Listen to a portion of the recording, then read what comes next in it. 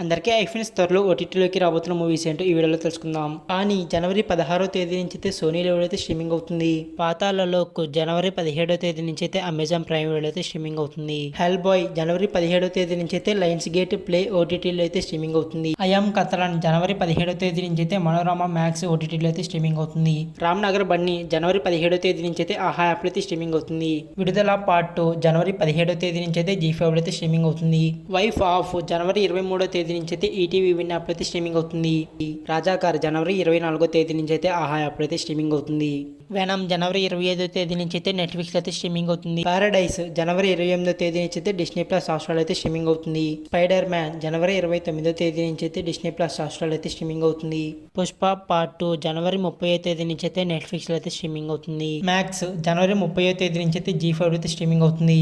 తిరుమానిక్కం జనవరి 31వ తేదీ నుంచి అయితే G5 అయితే స్ట్రీమింగ్ అవుతుంది. రిచార్డ్ సీజన్ 3 ఫిబ్రవరి 20వ తేదీ నుంచి అయితే అమెజాన్ ప్రైమ్ వీడియో అయితే స్ట్రీమింగ్ అవుతుంది. సుజల్ సీజన్ 2 ఫిబ్రవరి 21వ తేదీ నుంచి అయితే అమెజాన్ ప్రైమ్ వీడియో అయితే స్ట్రీమింగ్ అవుతుంది. ది ఎలక్ట్రిక్ స్టేట్ మార్చి 14వ తేదీ నుంచి అయితే నెట్ఫ్లిక్స్ లో అయితే స్ట్రీమింగ్ అవుతుంది. ఇవన్న ఫ్రెండ్స్ త్వరలో ఓటీటీలోకి రాబోతున్న మూవీస్. ఈ మూవీస్ లో మీరు ఏ మూవీ కోసం బాగా వెయిట్ చేస్తారో కామెంట్ చేయండి. అలాగే వీడియోకి లైక్ చేసి అలాగే అప్డేట్స్ కోసం అయితే మన ఛానల్ అయితే సబ్స్క్రైబ్ చేసుకోండి.